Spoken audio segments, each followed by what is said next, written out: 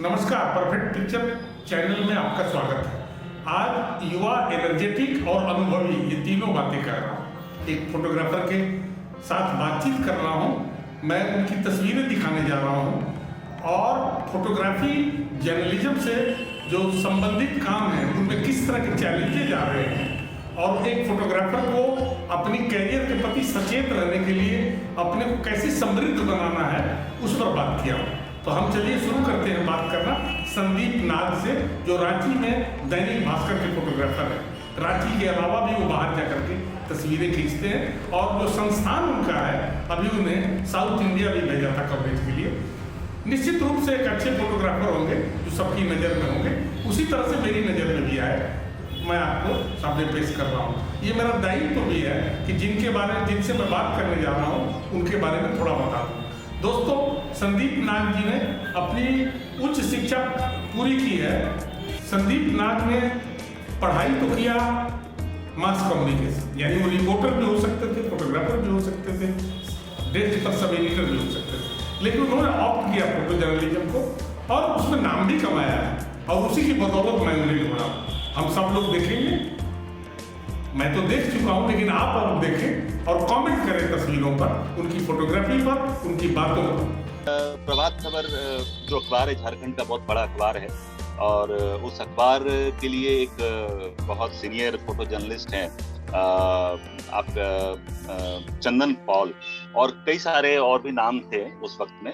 तो मैं उनके फोटोज देखा करता था सर जब प्रभात खबर में। मेरे घर पे अखबार नहीं आती थी, बट मैं एक हमारे चौराहे पे एक सलून हुआ करता था, अभी भी है फिलहाल। तो मैं उनके यहाँ जाके मैं रोज वो अखबार में देखा करता था और मुझे लगता था कि नहीं, मैं भी अखबार के लिए फोटो करूं, मैं भी अखबार के लिए काम करूं। तो एक वहां से प्रेरणा स्टार्ट हुई और बाकी आप कह सकते हैं कि मेरे फादर ने थोड़ा सपोर्ट किया। तो मैंने इंटर जब धनबाद से मैंने पीके रॉय कॉलेज से इंटर पास करके फिर मैंने डिसाइड किया कि मुझे मास कम्युनिकेशन करना चाहिए। तो फिर सर मैंने मास कम्युनिकेशन में एडमिशन लिया करीम सिटी कॉलेज जमशेदपुर में। और सर आप यकीन नहीं मानेंगे कि मैं जिस दिन से मैं कॉलेज ज्वाइन किया हूँ उस दिन से ही मेरी इच्छा हुई कि मैं एज अ कॉलेज स्टूडेंट मैं किसी अखबार के लिए काम करूँ और शुरुआत करूँ। मुझे पैसे नहीं चाहिए थे और फिर भी मैं चाहता था कि नहीं, मैं काम करता रहूंगा, मैं काम करने की इच्छा थी मेरे में। तो उसी एनालॉग कैमरा से सर शुरुआत करी मैंने और फिर धीरे धीरे सर मैंने एक सेकंड हैंड फूजी 7000 एक फोन कैमरा आया करता था, मैं उस कैमरे को मैंने परचेस किया। उसके बाद फिर मैंने चमकता आईना जो वहाँ के अखबार है, लोकल अखबार, वहाँ से मैंने काम की शुरुआत करी अपनी। फिर द एवेन्यू मेल में कुछ दिन काम किया, फिर रांची एक्सप्रेस के लिए काम किया। देन मुझे एक छोटा सा ब्रेक मिला, उसके बाद एक जो ब्रेक मिला मुझे वो था हिंदुस्तान टाइम्स और हिंदुस्तान के लिए काम करने का। तो वो भी सर ऐसा हुआ कि मुझे लोग जानते नहीं थे। जो वहाँ के एडिटर थे दीपक अम्बस जी, वो आए हुए थे हमारे कॉलेज में, एक प्रोग्राम था, तो मैंने उनसे ऐसे ही बात करी थी कभी कि सर अगर एक मौका लगे तो मैं सर काम करना चाहता हूँ, आपसे जुड़ना चाहता हूँ। उन्होंने कहा कि ठीक है, जब अगर मौका लगेगा तो मैं आपको जरूर बताऊंगा। तो इनफैक्ट एक वहाँ से एक फोटो जर्नलिस्ट का ट्रांसफर हुआ जमशेदपुर से कहीं और, वो चले गए। तो मैंने उनको फोन किया और उन्होंने मुझे बुलाया और मैं तब से वहाँ से काम स्टार्ट किया और मैं फिर लोग मुझे जानने लगे कि हाँ संदीप नाग है जो काम करता है और ठीक ठाक काम करता है। तो सर वहाँ से फिर काम की शुरुआत हुई मेरी और मैं वहाँ करीब 6 से 7 साल रहा हूँ जमशेदपुर में। फिर उन्होंने ही कहा, मेरे गुरु की तरह मैं मानता हूँ, अभी भी मैं मानता हूँ गुरु की तरह, जो मेरे दीपक अम्बस जी थे, जो सर थे हमारे, उन्होंने कहा कि आप दिल्ली चले जाओ। तो मैं दिल्ली भी गया, 1 साल वहाँ स्ट्रगल किया, कई जगह पे नौकरी की तलाश रही मुझे, लेकिन संभवतः मुझे कुछ अपने घर के कुछ फैमिली की प्रॉब्लम्स थी, उस वजह से मुझे फिर वापस आना पड़ा अपने झारखंड। तो झारखंड आया तो फिर कुछ दिन मैंने तो magazine the down to earth magazine है, उसके लिए सर मैंने कुछ फ्रीलांसिंग काम किया। कुछ मेरे पुराने परिचित कलीग्स थे जो सीनियर्स थे, उन्होंने वो वहाँ पे ज्वाइन किए थे उसमें, तो मैंने सर उसके लिए वहाँ पे काम किया। सडनली फिर देन मुझे लगा कि नहीं, मुझे राजधानी की तरफ रुख करनी चाहिए। तो मैं फिर वापस रांची आया, धनबाद से रांची आया, और जागरण में मैंने सर ज्वाइन किया INEXT में, और 3 महीना मैंने वहाँ काम किया। देन भास्कर की लॉन्चिंग थी, तो फिर सर यहाँ मौका लगा, और मैं तब से सर यहाँ पे 2010 से मैं अभी जमशेद भास्कर के साथ सर बना हुआ हूँ। आपके जो लैंडस्केप है, जो आप उड़ते कैमरे से करते हैं, उसकी चर्चा लोग करते हैं, लेकिन दूसरी जो फोटोग्राफी है, जो स्ट्रीट फोटोग्राफी है या दूसरी कवरिंग है, और जो लैंडस्केप है, उन दोनों में आपका सबसे पसंदीदा कौन सा है? किसको ज्यादा पसंद करते हैं? जी सर, पसंद तो सर दोनों ही है मेरी पसंद दोनों है, लेकिन एक आप कह सकते हैं कि ड्रोन फोटोग्राफी से मुझे एक अलग पहचान मिली है पूरे झारखंड और बिहार में। तो मैं मानता हूं कि वो जरूरत थी। कभी क्या होता था कि सर जब हम कभी किसी असाइनमेंट में जाते थे, अगर सर एक एग्जांपल के तौर पर मैं अगर बताना चाहूँ, दही हांडी का सर यहाँ कार्यक्रम का आयोजन होता है रांची में, मेन रोड में। तो उस वक्त में ड्रोन किसी के पास होता नहीं था सर, और मेरे पास भी इनफैक्ट नहीं था। तो मैंने वहाँ पे कोशिश करी मैंने कि मैं किसी ये शॉट को किसी ऊपर से लूं, ऐसे जगह से लूं ताकि वो शॉट जो आए पूरा वो वाइड शॉट मिले मुझे। तो इनफैक्ट मुझे एक क्रेन जो नगर निगम की क्रेन होती है सर, वो वहाँ पे सर यूज करने के लिए, वो हांडी टांगने के लिए सर वो रखते हैं। तो मैंने उस पे सर मैंने क्लाइंबिंग किया और मैं ऊपर चला गया, और शॉट काफी अच्छे आए, और उसमें उस फोटो के लिए मुझे अवार्ड भी मिला सर बाद में अपने ऑर्गेनाइजेशन की तरफ से। तो सर क्या होता था कि लगता था मुझे कि ये शॉट उस एंगल से उस जगह से होनी चाहिए, लेकिन वहां पहुंच नहीं हो पाती थी सर। लोग वहां ना बिल्डिंग होते थे, ना कोई चीजें होती थी।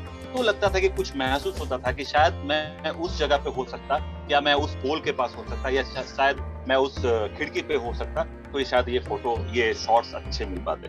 तो उसके बाद सर फिर अखबार ने, भास्कर ने मुझे ड्रोन की ट्रेनिंग दी, और ड्रोन मुझे मिला। उसके बाद सर फिर स्टार्टिंग ही था सर जर्नलिज्म में ड्रोन की इस्तेमाल, वो मुझे लगता है कि फर्स्ट टाइम था झारखंड और बिहार में, फर्स्ट मैंने ही शुरुआत करी है, और वो अपने अखबार के जरिए से ही सर शुरुआत कर दी है मैंने। तो उसके बाद सर धीरे धीरे वो सर कारवा बनता गया। आपके साथ मैंने कुछ फोटो शेयर किए हैं, जो कि आप उसमें देख सकते हैं। एक नवाज की फोटो होगी सर, ईदगाह की नवाज की, माफ कीजिएगा सर, वो जूम ईद की नवाज थी सर, जो रोड पे होते हैं हरमू में।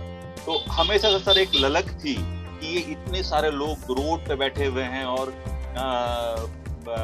नीचे बैठे हुए हैं, छत पे बैठे हुए हैं, लेकिन सर वो कैप्चर करने की हमारे पास कोई इक्विपमेंट्स हमारे पास नहीं थे सर पहले।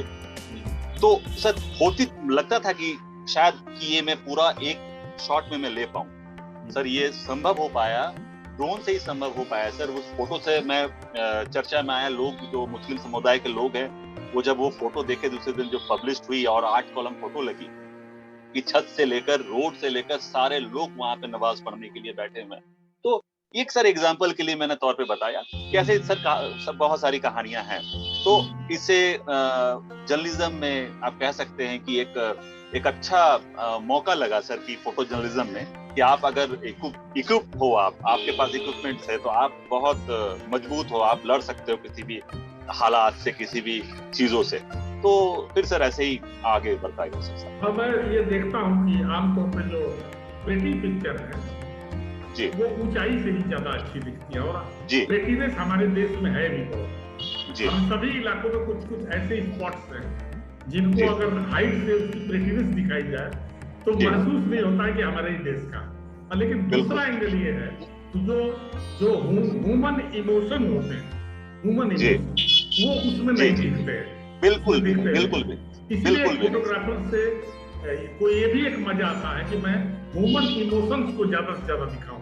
तो इसलिए मैंने पूछा कि आपको दोनों में पसंद क्या है? जो नहीं सर, पसंद दोनों ही पसंद है। अच्छा है सर, दोनों पसंद है सर, क्योंकि मैं समझता हूँ कि अगर जरूरत ड्रोन की है तो मैं ड्रोन से उस फोटो को लूं। अगर सर भीड़ दिखानी है तो ड्रोन से ही दिखेगी, और अगर सर इमोशंस दिखाने हैं तो मुझे ऑब्वियस है सर कि मुझे लेंस यूज करने पड़ेंगे, अच्छे लेंस यूज करने पड़ेंगे, 70-200 यूज करने पड़ेंगे, या कुछ भी। मान लीजिए सर क्रिकेट में अगर जा रहा हूँ तो एटलीस्ट 500 यूज करने पड़ेंगे। तो एक्चुअली क्या है, एक्चुअली क्या है कि जो ह्यूमन इमोशंस की पिक्चर्स है उनको अखबार आमतौर पर उतनी अच्छी जगह नहीं देते, नहीं दे पाते, नहीं मिलता। लेकिन प्रेटिनेस वाली पिक्चरों को जगह मिलती है, और वो जगह नहीं मिलेगी प्रेटी पिक्चर को तो प्रेटी पिक्चर अपनी बात कह नहीं पाती है।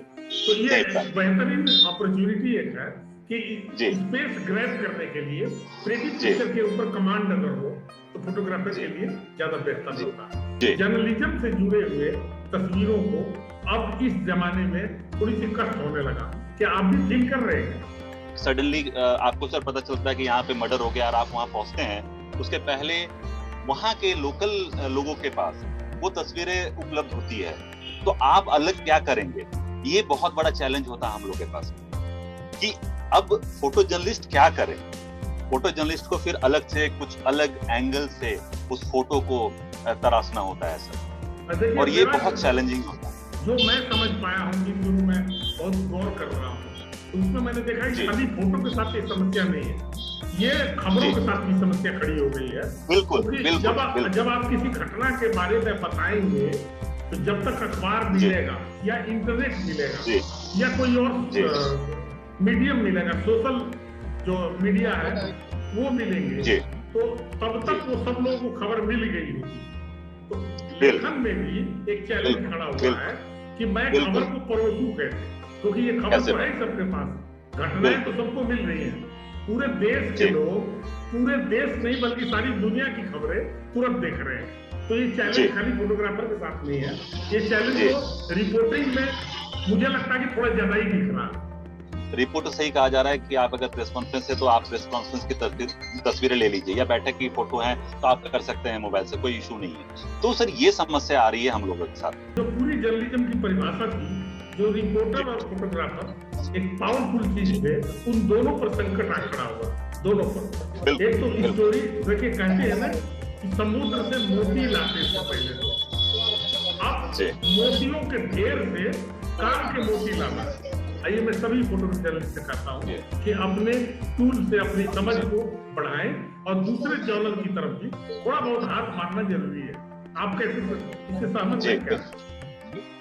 बिल्कुल सहमत हूँ सर। आपको अभी हर कला और हर चीज आपको आनी चाहिए, चाहे रिपोर्टिंग के क्षेत्र में हो, चाहे फोटोग्राफी के क्षेत्र में हो, और अभी सर मल्टी टैलेंटेड लोगों की जरूरत है। जमाना जो बदला है, इसमें आपके पास जो टैलेंट है उस टैलेंट को मांझने की जरूरत है, और आपको ऐसा अब नहीं दिखना चाहिए कि मैं दूसरे जॉनर के लायक नहीं। इसके लिए मैं ये इस बात के दौरान मैं आपके और मेरे अपने साथियों को जो चैनल देखते हैं उनके लिए भी कहना चाहता हूँ कि स्किल बढ़ाएं, और स्किल बढ़ाएं, सब लोग एक दूसरे के स्किल बढ़ाएं, अपने अपने में नहीं रखना है, बांटना है, बहुत तेज बांटना है, और हम दूसरे जॉनर जाने को तैयार रहे, तभी हम लोग को भला होगा। अब आप मुझे कुछ ऐसे इंसिडेंट बताइए जिसमें दो तरह के इंसिडेंट मैं जानना चाहूंगा। एक तो आपको बहुत व्यथा हो गई हो, जिसमें लगा कि फेलियर हो गया हो, या लगा कि मैं जो करना चाहता था कर नहीं पाया हो, इंसिडेंट के रूप में बताएं। और दूसरा ये जो आपको कोई कवरेज बहुत उमंग में लाती है, अब बहुत आपके गेन कराई है, गेन हर सेंस में, खाली पैसे के सेंस में नहीं बल्कि सेटिस्फेक्शन के सेंस में, तो उसके दो घटनाओं का चर्चा करें तो हमारे सुनने वालों को लाभ है।